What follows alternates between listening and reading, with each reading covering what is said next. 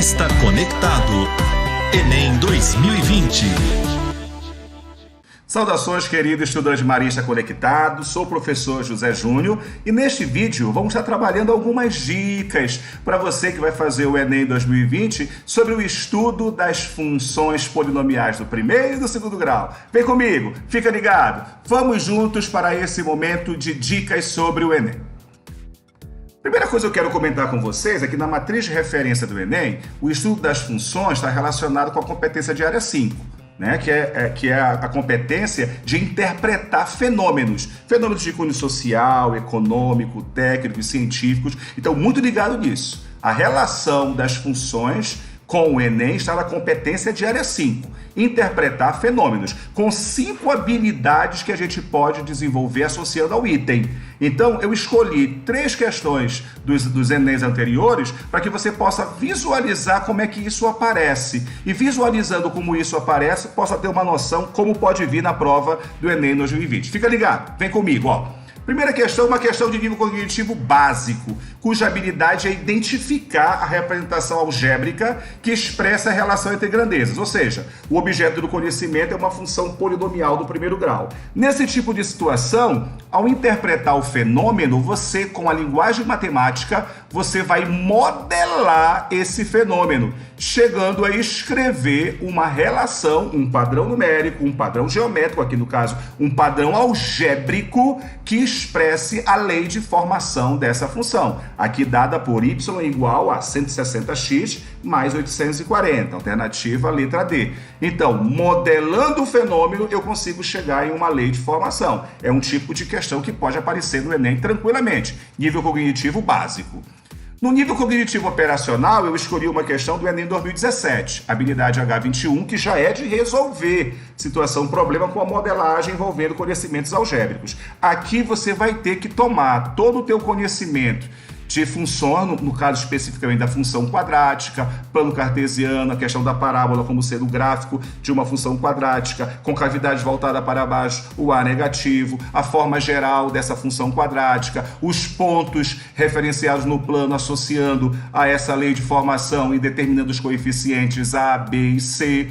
Depois, você modelando a lei, chegando em f de x igual a menos 1/3 de x ao quadrado mais 10/3 de x. E aí, com toda essa modelagem feita, determinar o que ele pede, a altura h. A altura h é a altura máxima da parábola. Então, está associada ao x do vértice. O x do vértice é 5. Então, calculando a imagem do 5 na lei de formação, eu obtenho 25/3. Alternativa correta, a letra D. Observa que aqui eu tive que calcular. Todo o meu conhecimento da função quadrática foi necessário aqui para poder resolver essa questão, nível cognitivo operacional.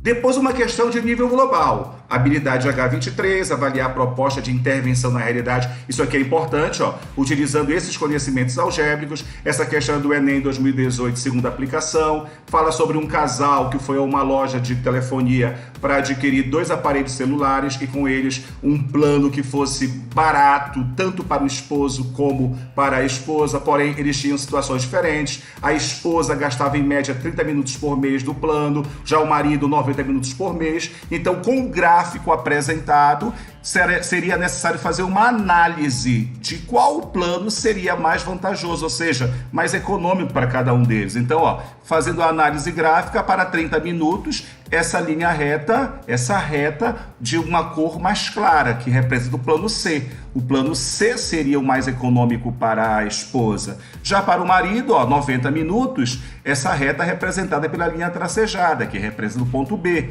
Então, para a esposa, o plano C. Para o marido, o plano B, a letra E, a alternativa correta. Você teve que analisar para determinar, para intervir na realidade, na escolha do plano com maior economia. Então, 3 itens, um no nível básico, outro no operacional, outro no global, para você perceber como essas questões aparecem no Enem e como você pode estudar para poder acertá-las no Enem 2020.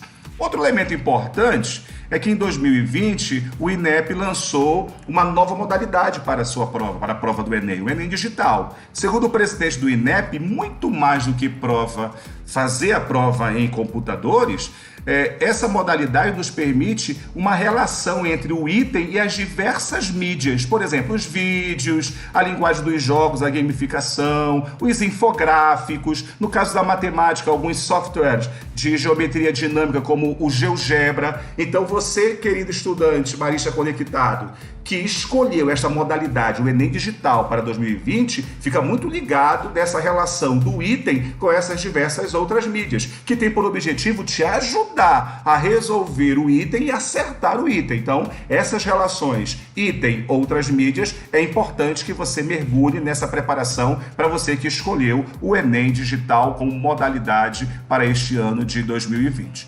Concluindo, eu quero chamar a atenção que, assim como códigos e linguagens, ciências humanas, ciência da natureza, a matemática ela é uma área do conhecimento.